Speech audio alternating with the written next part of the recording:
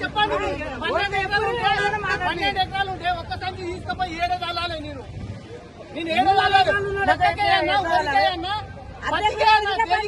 నేను దానికో కిలో వేయన్నా. నేను దానికో కిలో దీనికో కిలో వేయన్నా సార్. నేను ఏం చేసుకున్నారు? ఒక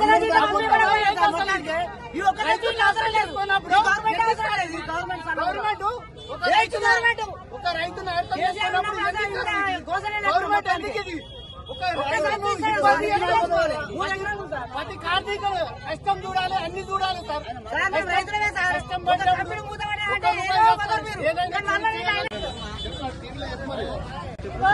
5-6 ఎకరాలు ఉన్నది. మేము ఒక్కటే చెట్టు తీసుకుపోయి వారం రోజులు 3 రోజులు లేదు.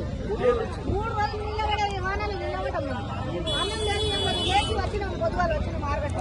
ఇప్పుడు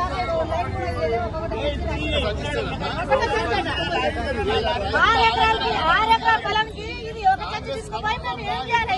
మరి అలా ఇంతమంది కిలోమీటర్ దూరం నుంచి లైన్ కడుతున్నారు. పొద్దున 4 గంటల నుంచి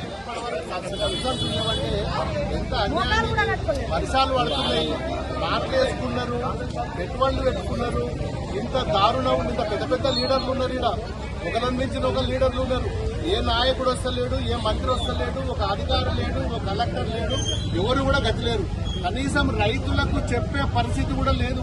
ఫలాని లారీ ఫలాని నాడు వస్తుంది, ఫలాని ఊరికి వస్తుంది, చెప్పే పరిస్థితి లేదు. ఈ రోజు ఈ పరిస్థితి 6 ఎకరాల పొలం ఉన్నది, ఒక్క మనుషంచి ఇస్తా అంటున్నాడు. అలా ఆయన 12 ఎకరాలు ఉన్నది, ఒక్క మనుషంచి. దీన్ని ఏం చేసుకోవాలి? ఒక యూనిట్స్ కప్ప ఏడవసుకోవాలి.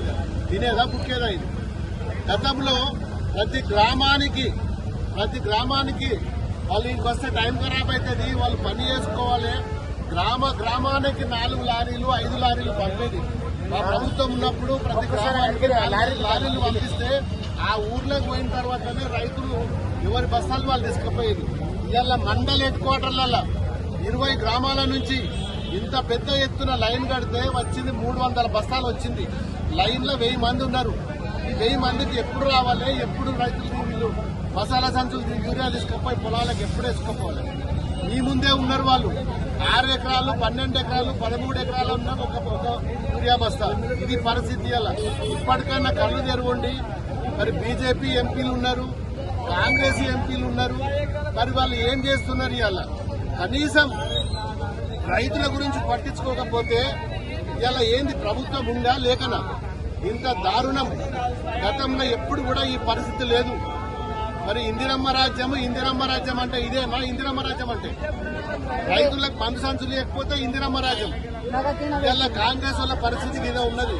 ఇప్పటికైనా కళ్ళు తెరిచి 4-5 రోజులలో యూరియా లారీలు రాకపోతే ఖచ్చితంగా ఇవాళ మీ ఇళ్ల మీద ముట్టడే పరిస్థితి ఏర్పడుతుంది.